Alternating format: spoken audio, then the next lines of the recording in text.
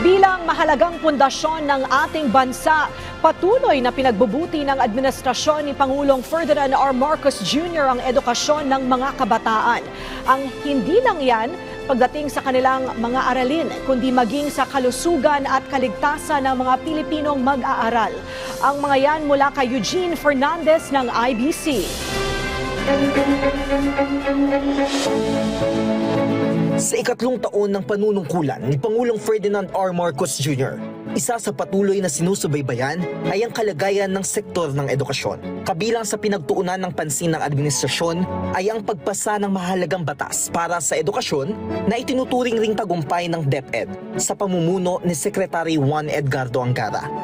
Isa sa mga ito ay ang RA 12028, Academic Recovery and Accessible Learning Program o ARAL, na layong tulungan ng mga estudyanteng naiwan sa pag-aaral dahil sa pandemya sa pamamagitan ng tutoring, catch-up classes at support materials. Ang ilan sa mga tulong ng batas na ito ay paniniguradong may sapat na kabayaran ang mga tutor na gagabay sa mga mag-aaral na saklaw ng implementasyon ng naturang batas, pagbibigay ng libreng digital access sa mga mag-aaral at guro, at pag-offer ng flexible learning modalities para sa mga bata.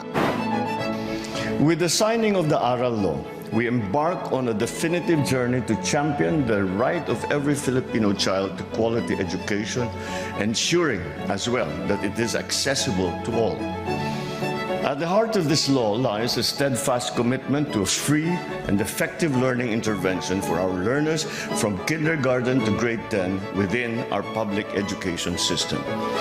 Nariyan din ang pinirmahang RA 12080 o Basic Education, Mental Health and Wellbeing Act na unang beses naglagay ng legal na mekanismo para sa mental health support sa loob ng mga pampublikong paaralan. Mga hakbang na naglalayong tugunan hindi lamang ang academic needs ng mga mag-aaral, kundi pati na rin ang aspetong emosyonal at psikolohikal. Schools will become sanctuaries of learning and of well-being. Care centers staffed by trained professionals will provide counseling and stress management workshops and implement programs to reduce stigma around mental health. Sa usapin naman ng mga pasilidad, target ang pagpapatayo ng 105,000 classrooms sa buong bansa. Sisimulan ito sa 15,000 classrooms na sasakatuparan sa pamamagitan ng PPP o Public-Private Partnership. Kasabay nito ang revisyon ng senior high school curriculum, kabilang ang pagbabawas ng subjects at pagtuon sa mas mahalagang kaalaman at kasanayan. Sa infrastructure ng digital access, isang inisyatibang ginagawa sa ngayon ay ang Digital Bayanihan Program ng DICT at DepEd. Layunin nitong mapatuloy ang internet connectivity sa mga geographically isolated at disadvantaged areas sa pamamagitan ng Starlink, Bayanihan SIM at free public Wi-Fi.